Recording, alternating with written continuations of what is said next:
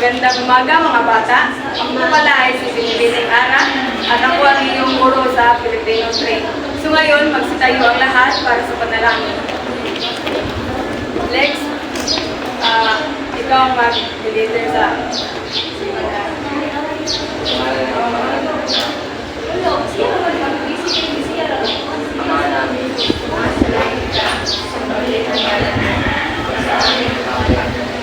hindi na po sa lupa para ng salamat. Bigyan mo kami ng mga kain sa araw-araw. Patawarin mo kami sa aming mga kasalanan. Kaya na pagkakawal namin ng mga kasalanan. At huwag mo kami nito. Bigyan mo kami sa lahat sa aming sa Santo. Salamat Lex. So, siyo po ang lahat. So ngayon, may papakita ko ng larawan at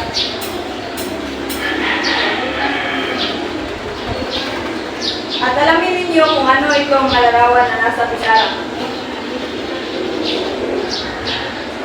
So, Geneva, ano ang inyong nakikita? Baboy church. Okay, si Rico, anong nakikita mo Rico? Next, Apoy po. at ano itong kapat na larawan? Gulay. Mga gulay. Aba. Okay. So, tama, no? So, bago tayo proceed sa ating discussion, ay may bibigyan ako ng maikling pinto na tungkol sa alamat ng mangga. So, sabayin natin itong basahin at pagkatapos, may katanungan ako sa inyo. So, sabayin natin basahin ha, mga bata. So, alamat ng mangga. Isang anak nila ay Maria at Manguhan si Ben. Mabait at matulungin si Ben. Nagmana siya sa kanyang mga magulang na mabait din naman. Isang araw, sa magandang pulubi ang ginawa ni Ben. Inuwi niya ang pulubi sa bahay. Pinaluto at pinakain.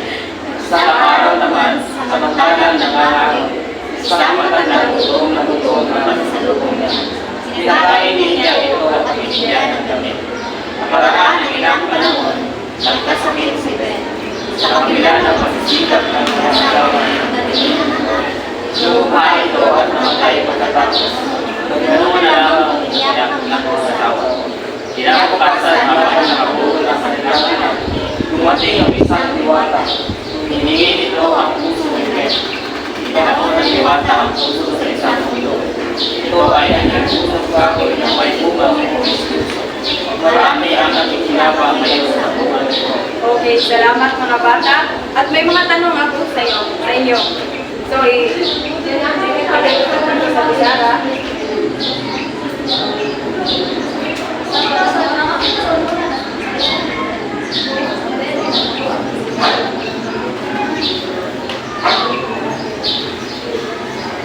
So, ngayon, next, ano ang pamagat ng kwento na binasa nyo? Alamat ng mangga, ma'am. Okay, tama. So, Rico, ano ang uri ng bata si Ben? Okay, sama. Same sa'yo, no? Geneva, sino ang kanyang mga magulang? Sina Aling, Maria at Manguhan. So, sino ang ginawa ni Ben? Mga bata? Okay. Correct. Ang mga pulubi, uy. Ngayon naman,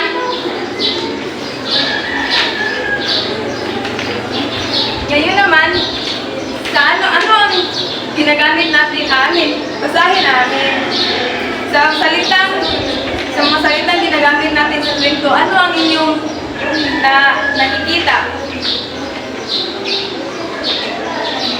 Merong araw, bahay, at namatay. okay, very good. Araw, bahay, namatay at puno. Kahoy. So ngayon, ano ang napapansin ninyo sa bawat salita? May raw, hay, tayo. May aw, ay, oy. So ang mga ito ay mga tunog ng patinig at malapatinig na tunog sa ulihang panting ng bawat salita. So, ano-ano mga tunog na ito kagaya ng baboy? Ano ang yung napansin? Oy! Okay, Oy, very ma'am. good, mga bata. So, padaya ng sisiw, ano ang yung napansin na? Ew. Okay. So, ganyan ang mga salitang paghalapatinig na tunog sa kulihang pansin sa liturgo. Ngayon naman, so, ang mga salitang binasa ninyo ay mga halimbawa ng mga salitang liturgo o may liturgo. So, sino ang identify kung ano ang liturgo? Next. Wala pinalata. Okay, so ang liturgo ay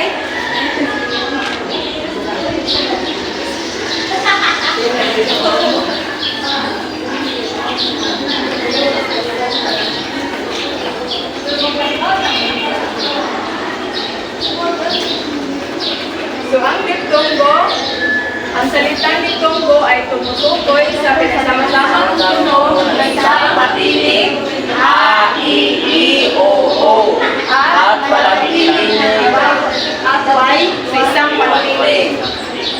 Kabilang Pilipino, kabilang mga limang Aw, Iw, Ay, I, Oy, at Uy sa liturgo. So yan ang mga liturgo na. So kung haya ang ilang pang halimbawa ng liturgo.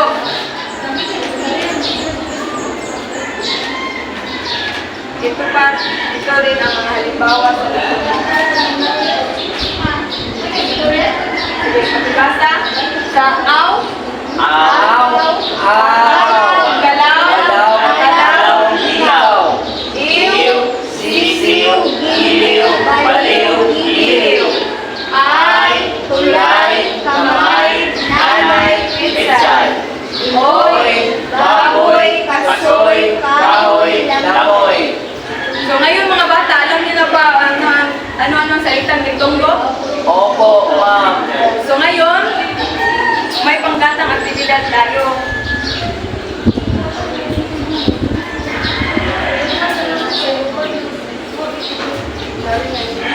So ngayon, next, ito ang sa panggatang pagsasanay 1. So bilugan ng mga salitang may liturgo sa bawat pagkat.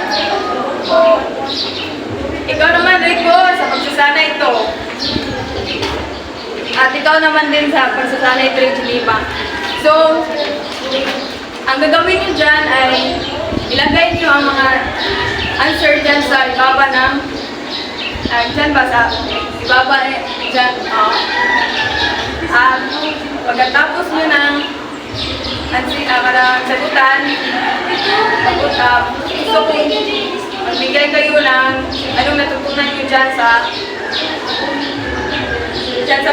pagkatang aktibidad. Bigyan ko kayo ng 10 minuto.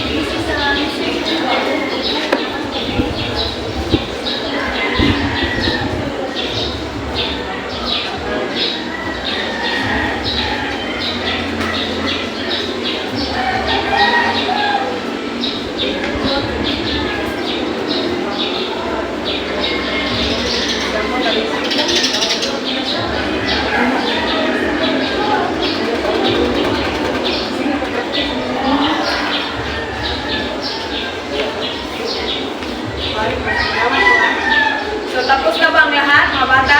Tapos na po. Sa pangkat 1, next, maaari mo ibahagi dito sa harapan kung ano ang inyong natutunan at nasagot dyan sa pagsasanay 1. Number 1, sir, tutunan ko ay ang salitang tulay dahil ito ay may ay sa huli. At sa number 2 naman ay malay dahil ito rin ay may ay. Sa number 3 ay ay ihaw dahil ito ay may aw.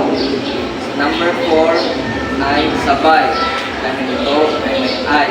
At sa panguling number 5 ay panaw dahil ito ay may aw. Okay, very good. Thank you, Lex. So, how about sa pagsasanay ko? Rico? Ang sagot ko po sa mga tumaman ay langaw. Okay. Bakit? Dahil napaka-obvious ng tanong. At ito ay nagdadala ng sakit lalo pag ito ay dumako sa ating bagay. Okay. Langaw po yun, ma'am. Oh, sige. Number 2, ang answer ko po ay tinapay. Oh. Basahin ko po mga gusto ko ng masarap na tinapay sa almusal. Okay. Number 3, ang answer ko ay na may ay. Number 4, bungang kahoy, ang answer ko ma'am. Number 5, malawak ang taniman ng palay. Okay, very good. Thank you. So, sa pangatlong pangkat, di ba? Maaari mo ibahagi ang iyong sagot? Ano ba? Mga babae sa kanilang ang sagot ko ay ikaw. Okay. Ang salita ko ay nasa silang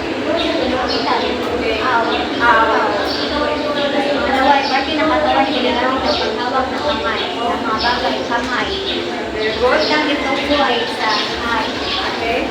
Kasalungan na salitang luto. Tama. Ito ay ilaw. Ang salitang luto po ay nasa ilaw. Kasalungan ng salitang musika. Dalaw. Okay.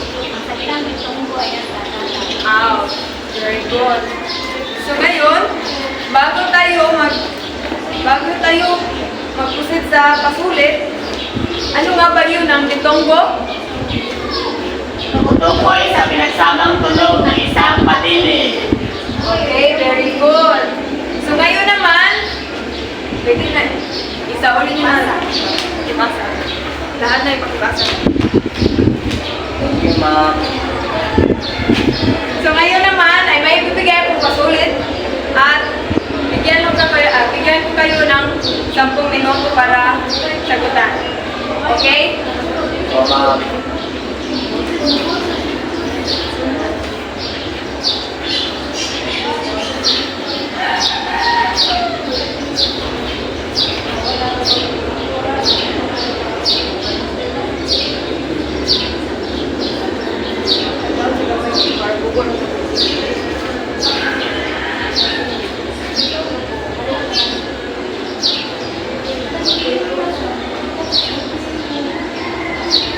So tapos na mga bata? Tapos ako, ma'am. Okay, pakibasa dito sa harapan.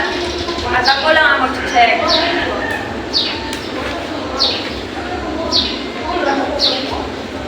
So ngayon, bago tayo umuwi, kumuha ng kwaderno sa Pilipino at tiyahin ang inyong takdang aralin.